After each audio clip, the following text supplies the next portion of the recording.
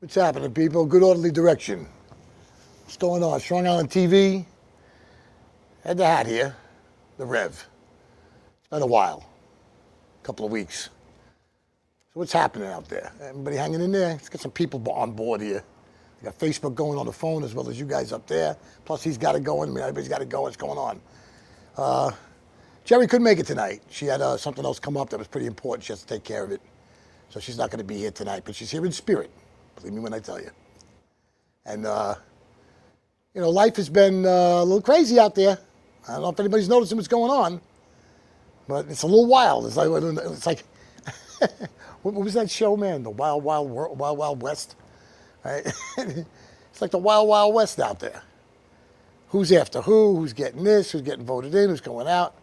Got a guy that's full-blown communism trying to become the mayor of New York. Outright says it. He's a full-blown communist. He's trying to become the mayor of New York. What are you going to do with that? Do you know what that means if that happens? Forget about it. Oh, the things we end up dealing with in this life, I still can't believe it, But when you're with God, in the midst of turmoil, he'll keep you if you're trusting in him. I have a friend of mine, Mike, who's battling for his life for many, many years. He's beaten cancer so many times, I can't even believe it. Now he's got a liver issue. He's got a valve problem in his heart again. They're going to do a valve thing on him. He just called me on the phone today. I had to pray for him. I talked on the phone. We prayed. And this is like, there's a lot of stuff going on. I mean, how do you not need God? I mean, the people that are coming to me, man, they talk about need God. They live for it. You gotta have some sort of a way to be able to say to yourself, I got somebody I can trust in, an advocate, if you will, And God is that. That's what God is, He moved his phone, so it's aiming at me. I might be looking to the side with you guys over here, but I'm actually looking at the camera over there. So just stay with me. Anyway, I pray with him over the phone. He's a good friend. I've known him many years. He was a singer for many years in bands. He's been through hell, And he tells me on the phone today, out of his own mouth, with all of these troubles facing him right now. I mean, he's on chemotherapy full time every day of his life. He takes chemo pills all day, every day, right? And this is going on for years, I'm talking about, not for a short time. And he turns around, he says to me, he says, hey, Ed, you want to know something? He's not like literally, very literate in the book of the Bible or anything. Just, raised Catholic or whatever, And he says, without God, I wouldn't be here. There's no other reason that I should be alive. And he's right. He's absolutely right. There is no other reason why he should be alive, But that's the whole point of the whole finding out what God is and what God is about. But then again, there's also this you got to keep in mind.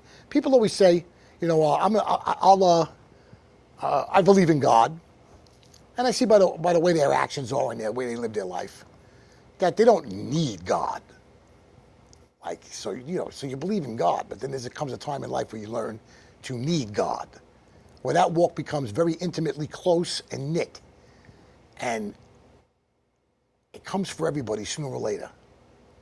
I don't think anybody goes through this life without ever having that happen to them eventually. It happens to some people very young. It happens to some people in middle age, some people when they're old. Me, it happened to me in the 1980s. It gripped me, and it gripped me good. I mean, all the problems that I had, the drugs and everything else, it was a mess, But every day I go to God with everything that's going on around me. So my friend Mike is suffering dearly. And I had a friend, John. And for those of you who know me from out there in the music world, John was close to a lot of us. And in case you're online watching this right now, he was with us all the time, man. We all hung out with John. John's a great guy. And very, very generous, very big giver of his time, friendship, and a tip jug and everything else for the bands, right? But he suffered with cancer around a year and a half ago. He went in for some surgery. He had me pray for him. I prayed for him, And he felt like I had done so much wrong in my life that, that's the reason why I said, John, you can't look at things that way. I said, you can turn things around right now. Just tell God that he goes, I believe in God. He's a real Italian Catholic, right? So I could see he had that in him, that he believed that Jesus was the Son of God kind of thing. And that pretty much is the big picture, right? At least believe that. And you got the leg in the door with that, And, well, he lived like a year and a half, and then all of a sudden he's having some problems again. He went back, and the cancer came back. They went to do surgery this week on him to take the piece of cancer that they found again in his lung. He never came out of the anesthesia. So some people would say, Ed, why would you tell us? Where is the miracle in that? I said, I got to talk to him about God intimately before this happened. On several occasions, he came to me and said, Ed, it's coming back. I'm having a problem. Give me more chemo again. I'm back. And he was battling it. And we talked about it. I talked about what's there. And the other side of this is all real. Like this is just seed planting and harvest. Over there is forever and ever. So I was able to get that in with him. So I look at the situation now, and somebody would say, am I grieving? Yes, I am. I love the guy. He's a great guy. He became a close friend real quick, this guy, over like 7 years of knowing him, right? And, for him to go like that, and I feel like God used me to prep him. He got prepped to leave here and go there. So there's a positive in it. He was done in his life. God knows the day you're coming in and the day you're going out. He has this perfectly mapped out for each soul on the time that you're supposed to be here. The Bible says that he knew you before you were in your mother's womb. So John is in a good place. I know where he went. As soon as I caught wind of it, somebody told me what happened, and I felt it in my spirit immediately. He's in paradise, man. He's like blown away at what he's looking at right now. He can't believe what's over there. It's like the carnal mind can't even comprehend what heaven is like.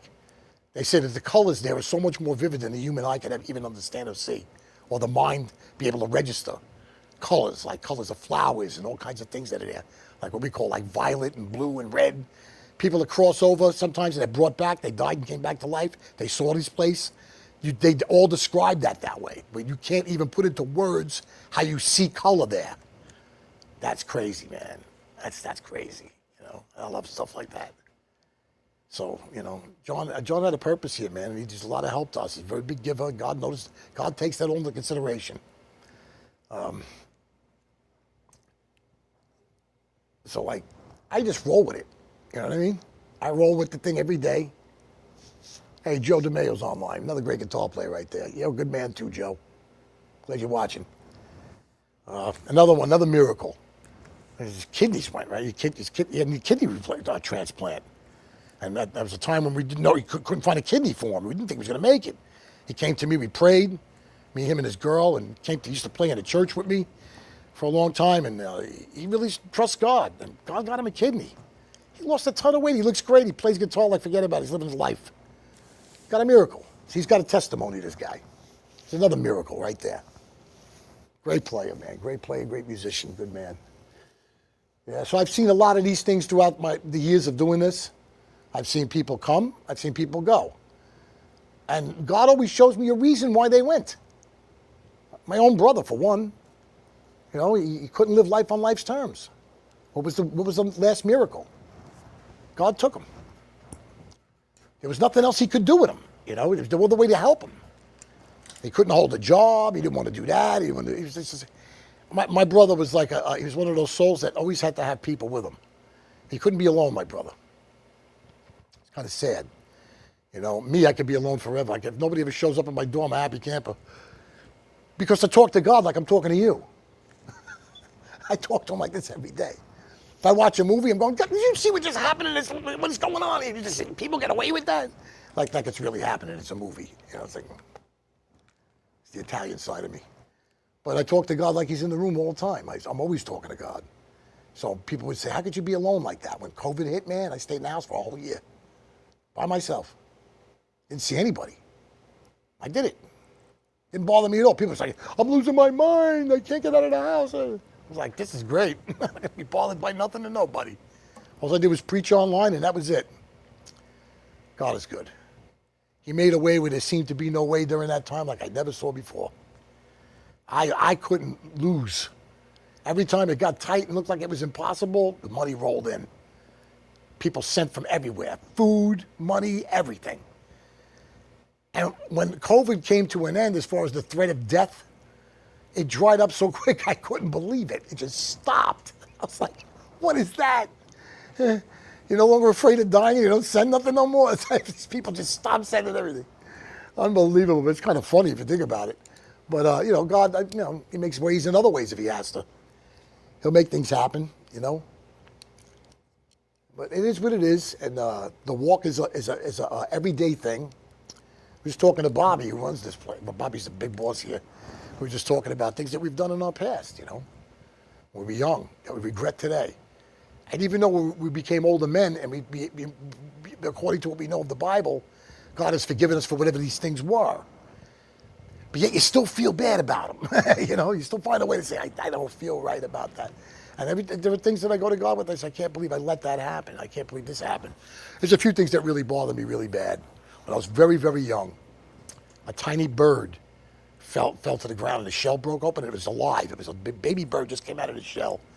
My older brother was kind of sadistic and weird. He did like stupid stuff. He was about 1 year and 8 months older than me. And the bird was chirping like crazy because it was hungry, and the mother was up in the tree somewhere. She wouldn't come down to get the bird. He dropped a pebble in its mouth and choked it to death. I screamed like an animal over the death of that bird. I was a little kid, probably about 5 or 6 years old. I couldn't stop. My mother ran outside and said, what happened? I said, he killed the bird. He killed the bird. My mother was trying to get the pebble out. She couldn't get it out.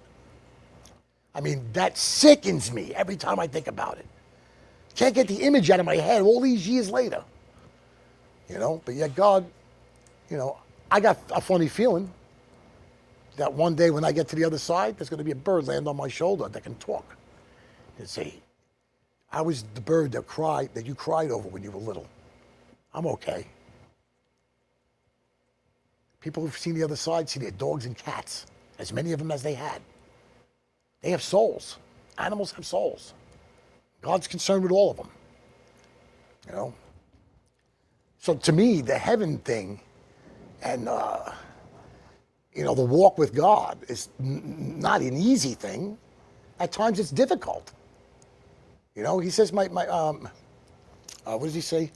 My yoke is heavy, but my burden is light. Well, yeah, that's the yoke is that thing that they put around their shoulders with the 2 big pots full of whatever, and they would carry it, right? That's a yoke, right? My yoke is heavy, but my burden is light. What's the light part of the burden? He did the suffering. He suffered for us on that cross. He did the suffering. The suffering is over. I can't see without my glasses. Joe keeps throwing stuff up at me. Yeah, take care of yourself, Joe, man. Good to see you, brother. God loves you, man. Miss you. Pop in when you get a chance. Anyway, so he did all the hard work. I say to people, I'm suffering for the Lord, man. I'm suffering for Jesus. What are you suffering for? I just want to show him that I really care. I'm going to not do this and not do that and not do the other thing because just to make a stand with God. That's okay. So, hey, Jesus, guess what, G? You know what, G? All that pain and suffering you did, I got to suffer some more because it wasn't enough. So I'm going to suffer for you. What are you telling him? He did the suffering. I pray that you would prosper just as your soul would prosper. That's what this book says. Well, what's the soul? The soul is your character. The better your character gets, the less you suffer, the less stupid things you do wrong. We look back on those years now, and we say to ourselves, I don't do this no more. I don't do that no more. I stopped this. I stopped that. Like the Bible says, when I became a man, I put away childish things, But that's the whole walk. I've been a big character guy, character deformity and all of that, all of the years, the whole year or so that I beat on that. That's every day, and that's probably the most important thing there is in this. Because where is your character with God? Where's your character with other people that are around you? I was speaking with people on Sunday at a picnic table, and there was a young girl and her mother, and another girl who knows me, Cindy. We were sitting there, we were talking, and God just opened it up. He opened it up. I hit them with some big stuff, man. It all came out. And I was like, and I said to them, they know me from out there in music land. And I said, that's why you see me sitting in the truck. And he said, really? I said, yeah, because I can't be around the people and what they say and do. I hear them say things. To them, it's like, it's just like, that's what you say. Under the circumstances, that's what you say. In the meantime, it's so mean and mean-spirited at times that I know that if they knew what I know, they would see how bad it is.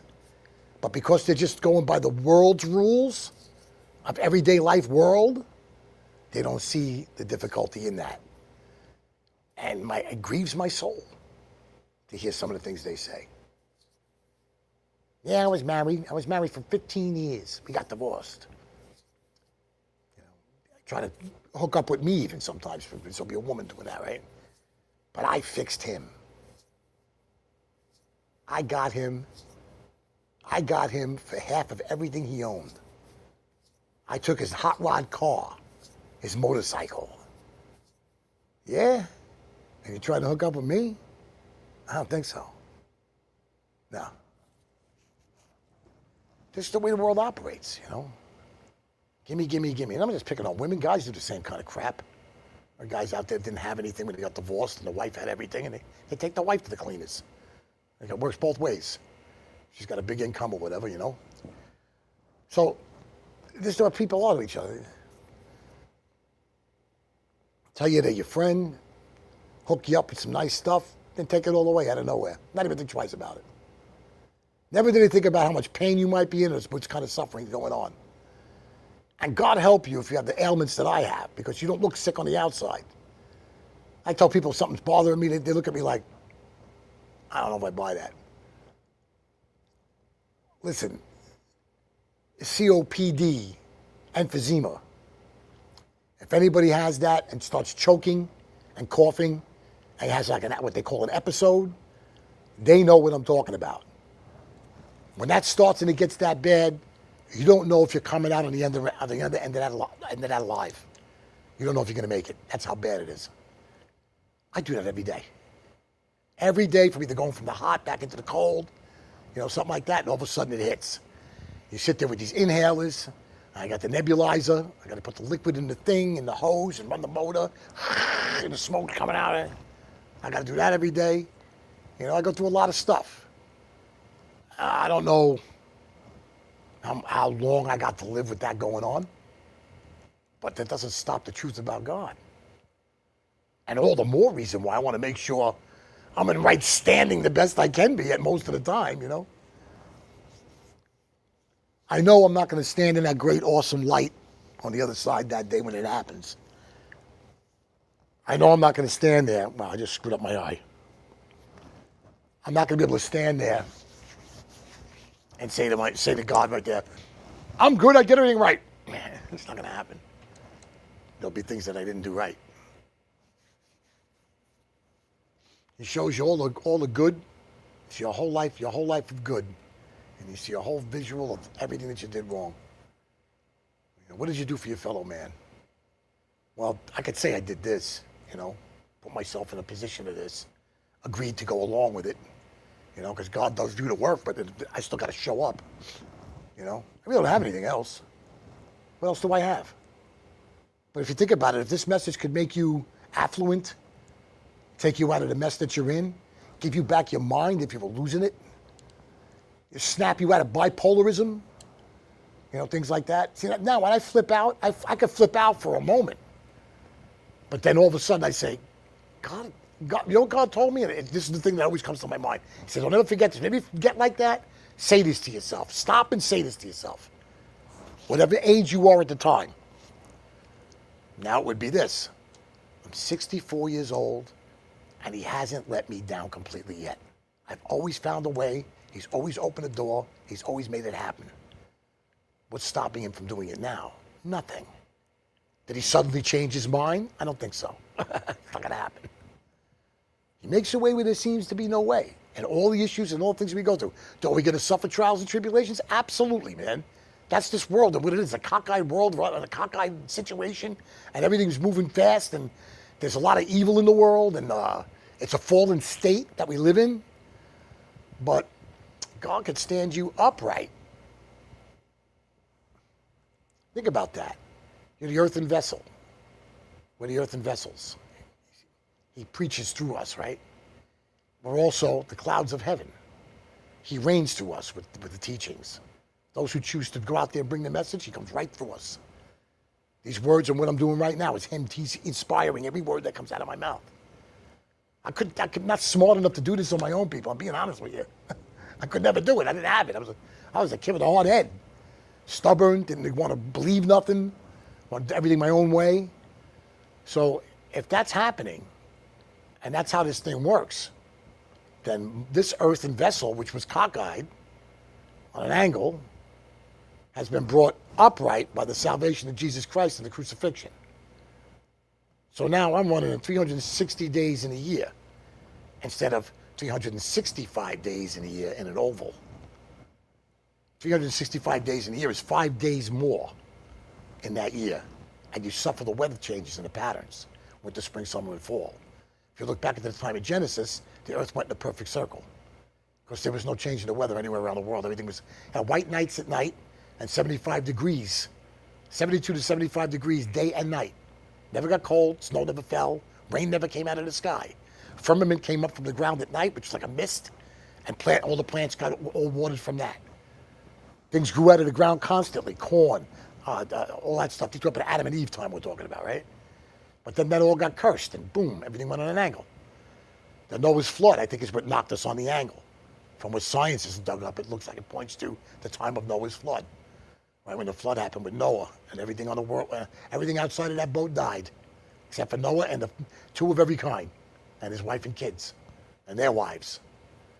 You know, it started a whole new lineage of the God people, because the ones that were out there with them before that boat went to sail, they were evil.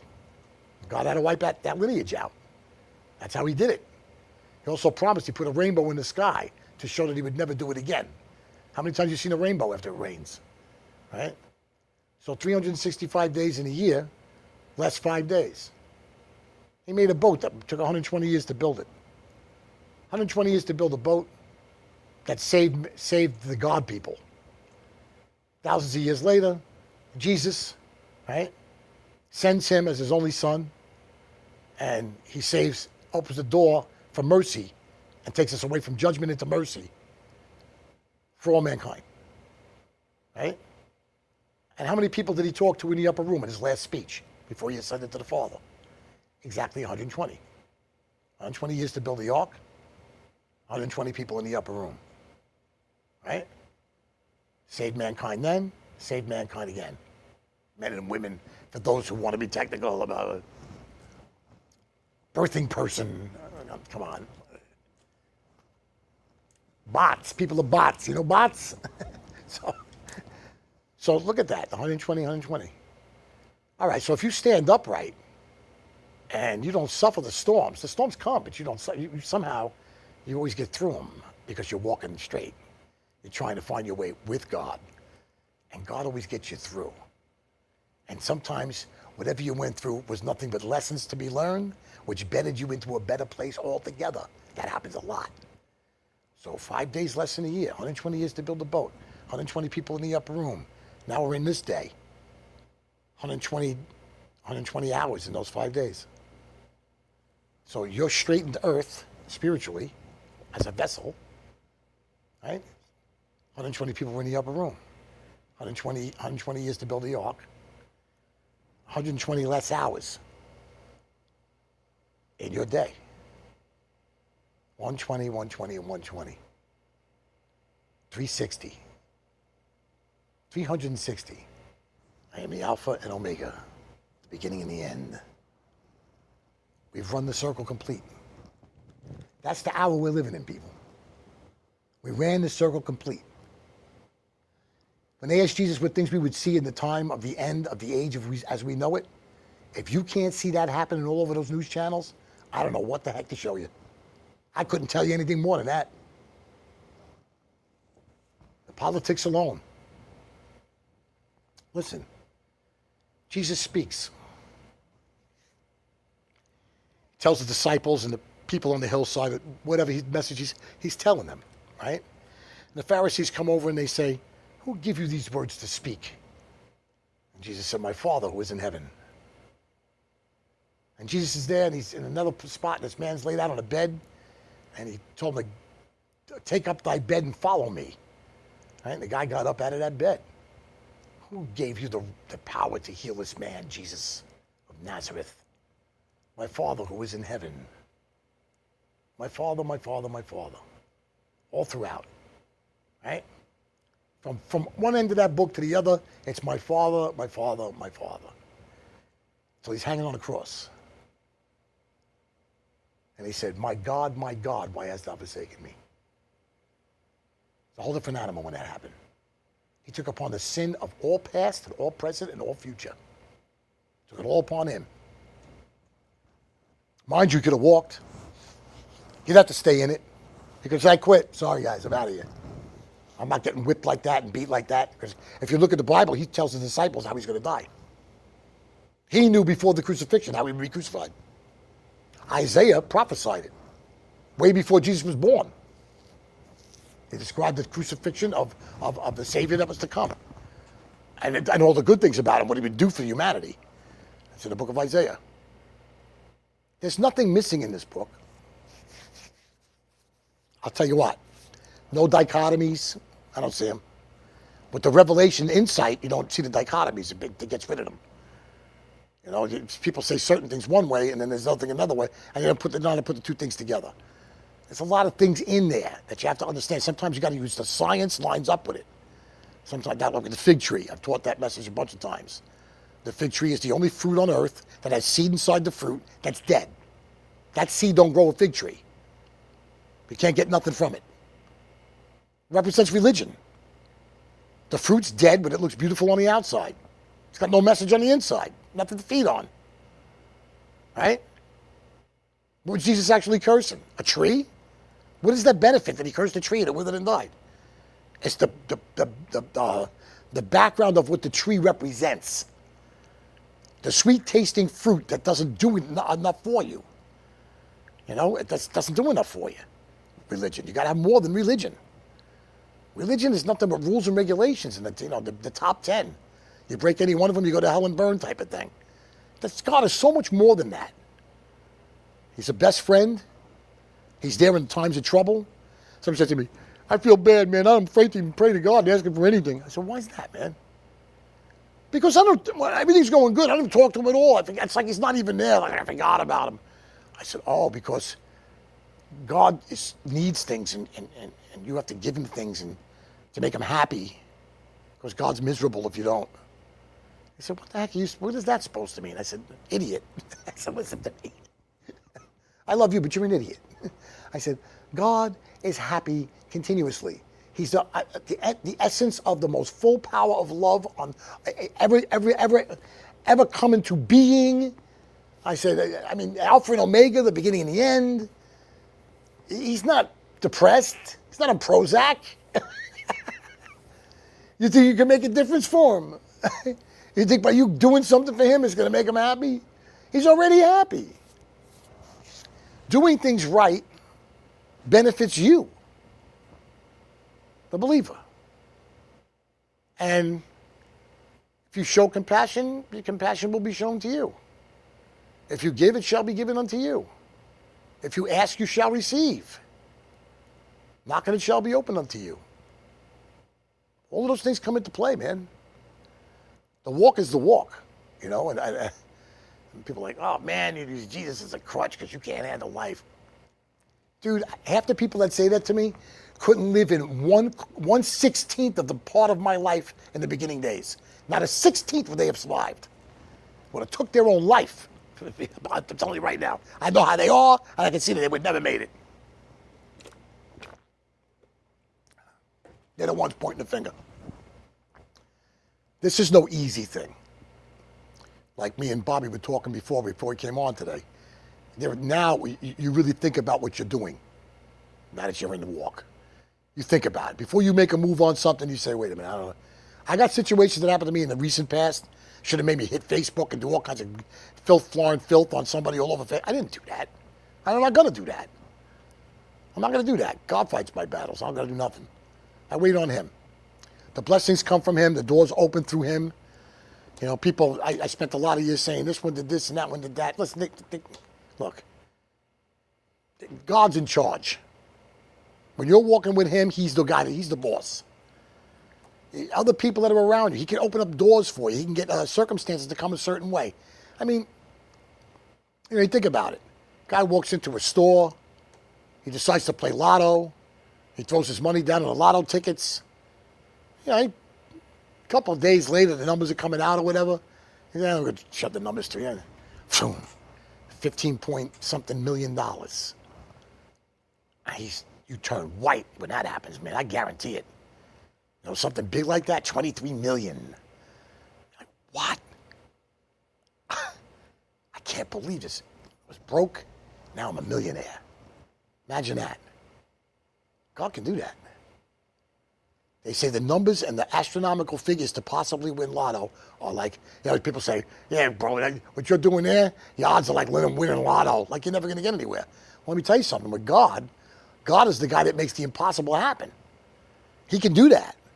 So you could, I used to have a preacher friend of mine, the Rev from Seafield Rehab, Fred Valdez. We were driving one day, doing our thing like we usually say, I gotta stop at the station, everything goes in there. He buys a whole bunch of lotto tickets. I said, Fred, what are you doing, man? We're Christians. He's buying a lotto ticket, gambling, man. What are you doing? He says, what? He has the tickets like this. He goes, what?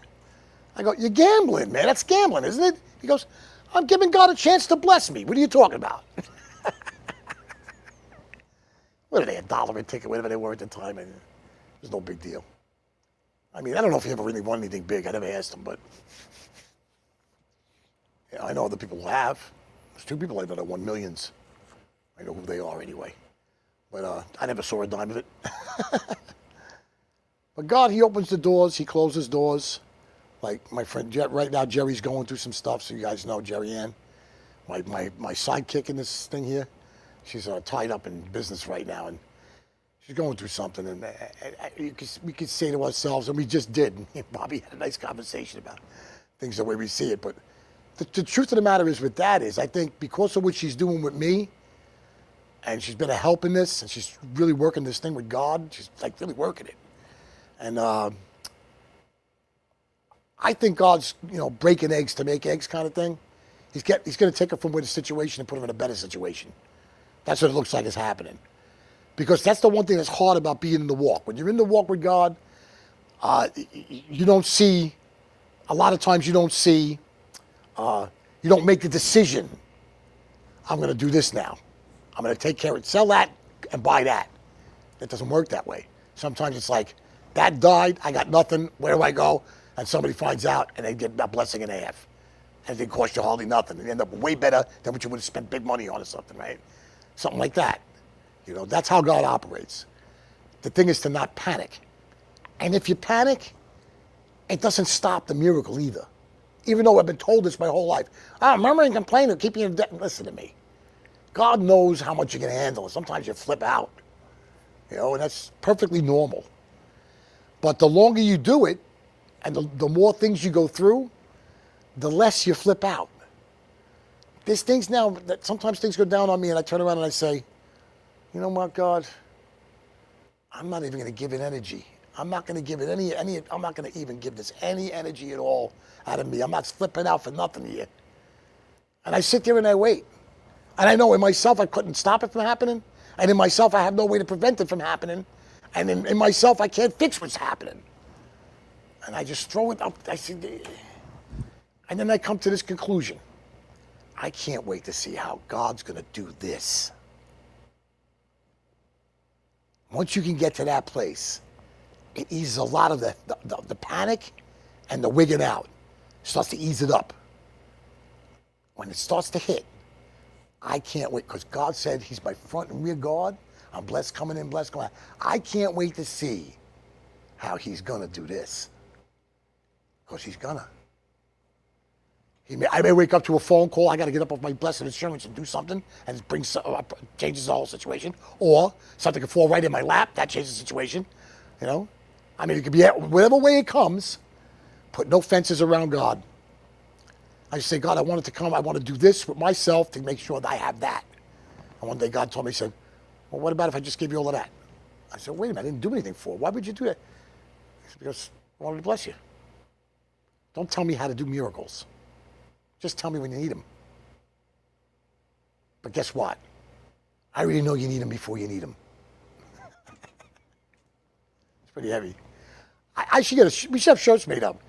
I know you need them before you need them. With G.ood O.rderly D.irection. Direction.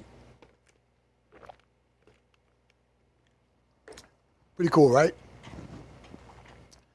So God is, and that should be enough. That's what it comes down to. God is.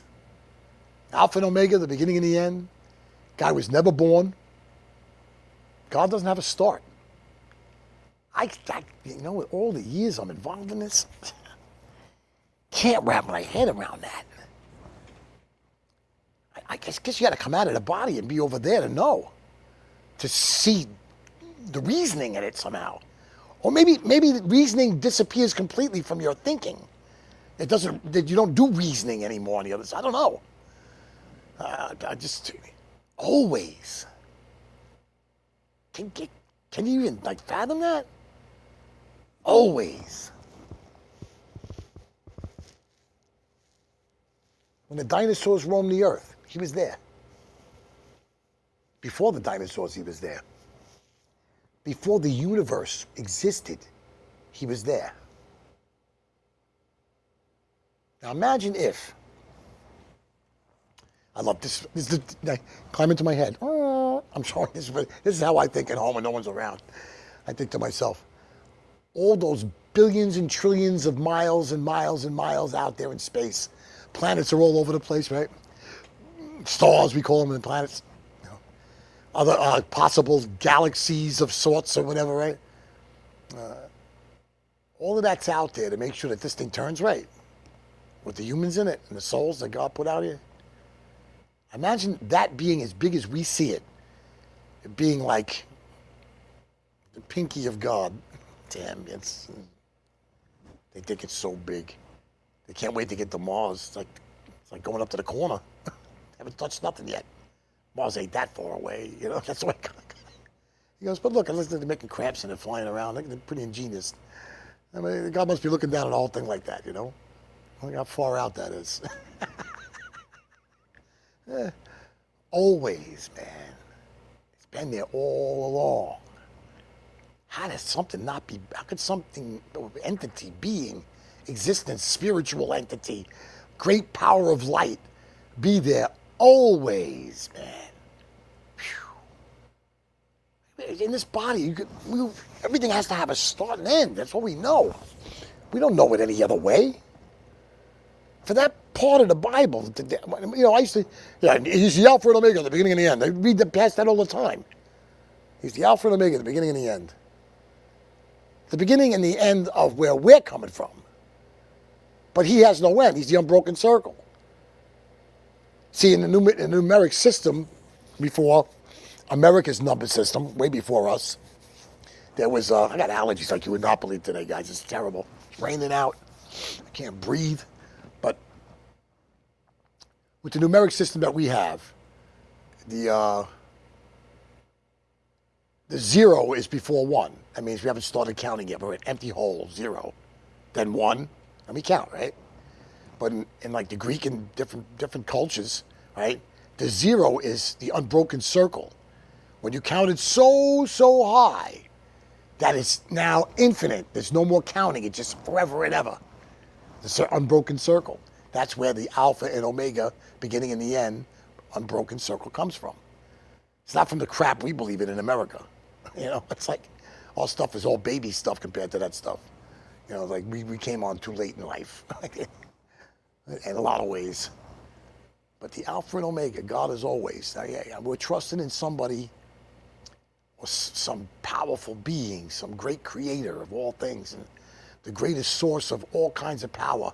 I mean, think about it. Electric, these lights are on because it's system. The electricity is out there to conjure it up into wiring, right? Gasoline combustion motors running, and everything that we have in this world comes from this great design. This flawless design that he put together. Now, isn't it a fallen state? Where's the, the thing that blows my mind too, you can think about this. You see, animals only kill to survive, to eat. Humans kill for sport. Like, how twisted is that? They say we're the smartest of all species. We have good reason and think.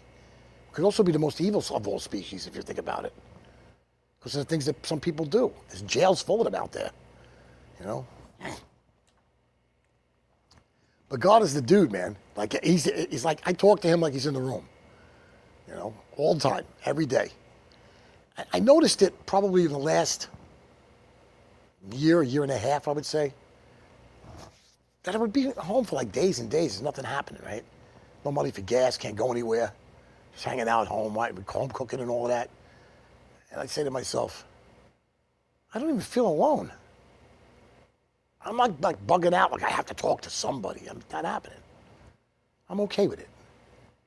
I'm talking to him. I'm watching TV. I'm watching the news. God, you believe this? What's going on now? Talk to ones that passed. Because I know I got it on good authority. They can hear me.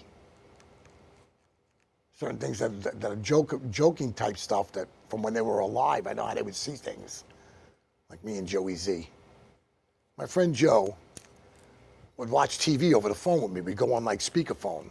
They talk at 3 o'clock in the morning, 4 in the morning. We used to come home from gigs, playing in the bars, music. He was in a different band than me, but we come home, we get on the phone. And we were both on the phone together, and we're watching something, and he's like, it was Goodfellas. And he's yelling at the outcome of certain situations as they're happening. Mind you, we've watched it over 100 times, right? Like he's going to change the outcome. So I'm laughing hysterical. Right? So he goes, what's so funny? I said, Joe, he can't change the outcome. So if I watch a movie that's something like that, at the end of the movie comes out, I said, look at that, Joe. Couldn't change the outcome. I know he's here. He's probably laughing on the other side, right? The other one is when you see these action movies where they, like crime and action, stuff like that. And the guy's got the hot-looking girl that he's on the run with, and they're running for their lives, and people are trying to kill him through the whole movie and all this different stuff. But she has a boyfriend back home. She's really not supposed to be with him. She's just stuck with him because of what's going on. And they're running. At the end of the movie, they win. They get the money. He gets the girl, right? And when that happened, I looked at Joe. We were on the phone together, and I turned around and I went, and everybody lives happily ever after, Joe. And he lost it. So I'll do that. I'll say, if I see another movie, I'll say that. I got his picture right there in the room with me. I got everybody that passed is like on this one cabinet, right? It's like a shrine. I got all these small friends in there. And I look over and go, everybody lived happily ever after, Joe. He laughs himself to tears with that.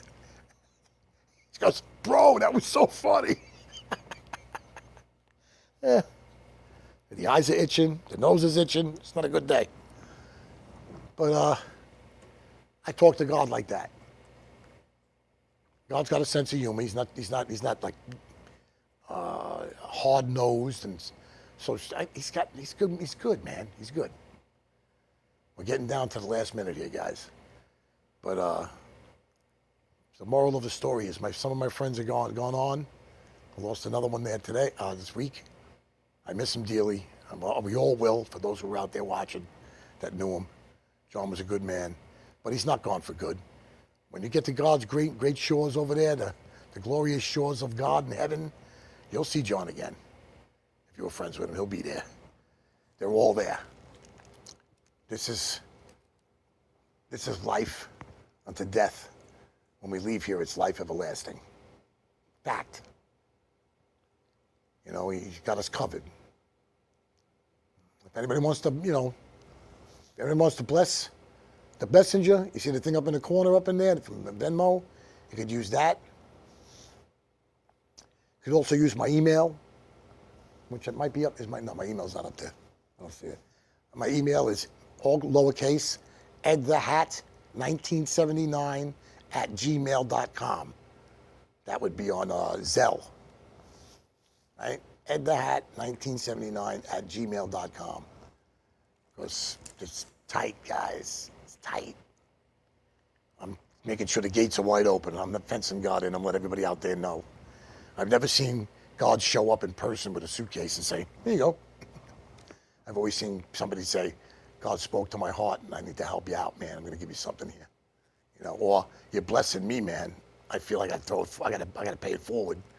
I don't know what you know. You know? I mean, and that, you know, could know what I know. Just study like I did. Stay in it. Be in it to win it. Like lotto. So we're blessed coming in and blessed going out, guys, you know? That's what it really comes down to. Once you get in, you get in. I don't see any way of getting out. He's our front and rear guard. Can't lose with the stuff we use. That's another one. I love that line. You can't lose with the stuff we use. The stuff we use is the power of God and all the good things he has going for us. So one day at a time, I deal with it. Whatever it is, whatever's going on, you know. And when the issues flare up really bad, I say to myself, but God told me. For 30 years, he's been there for me. For 64 years, he's been there for me. 64 years. All right? Blessed coming out, blessed coming in. He's a front and rear guard. Given it shall be given unto you. Asking you shall receive. Knocking it shall be opened unto you. Adios, amigos. Till next time. I'll see you soon. God loves you. He's got your back. Adios, amigo.